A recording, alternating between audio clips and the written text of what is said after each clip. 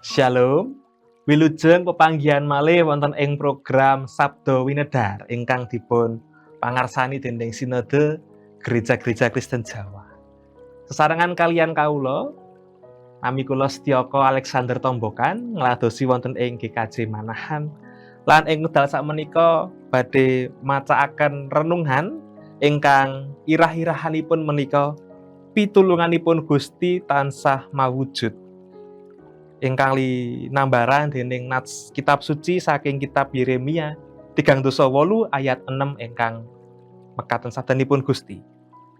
Wong-wong iku banjur padha nyekel Nabi Yeremia lan dicemplungake ing sumur kagungane Pangeran Malikia kang ana ing pelataran pajagan.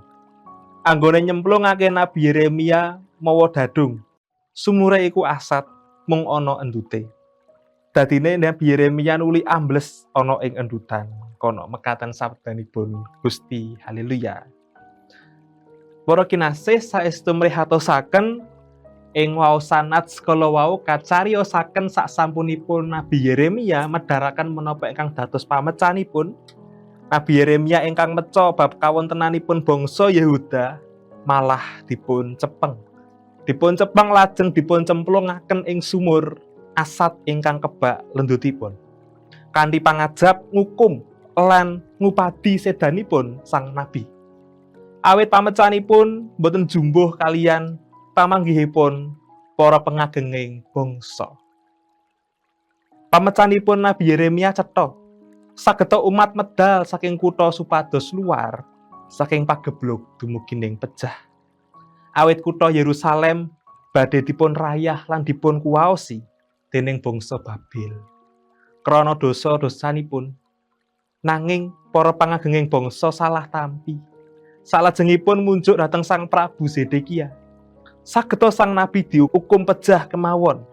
Mila lajeng kedadosan kados ing nats inggil kala wau. Menapa Nabi Yeremia saestu dumugining pejah? Mboten. Gusti Allah ingkang dipun suyuti boten negakaken sang nabi. Gusti ingkang maringi pameca lumantar Nabi Yeremia tumindak lan ngagep ebet meleh ngentasaken Nabi Yeremia saking sumur. Sang nabi tetep wilujeng bagas waras pinanggih waluya sedayanipun. Wonten mujijat peparingipun Gusti Allah ing gesangipun Nabi Yeremia.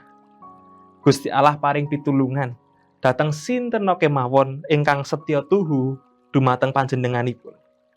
Gusti Allah maringi ayahan, Gusti ugi maringi berkah, kasarasan, tentrem rahayu, saha daya ngrampungi ayahan.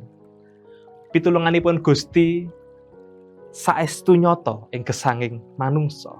Mila para peladosipun Gusti ampun ajrih kalian kahanan ingkang mrihatosaken. Astanipun Gusti saestu panjang anggenipun ngrengkuh manungsa ing kawilujengan. Panjenenganipun boten negakaken tetiang ingkang setya tuhu dumateng panjenenganipun ing karupekan. Kepara ngamping-ngampingi lan berkahi tiyang ingkang gesangipun leres supados ajeg gesang ing bebeneripun Gusti.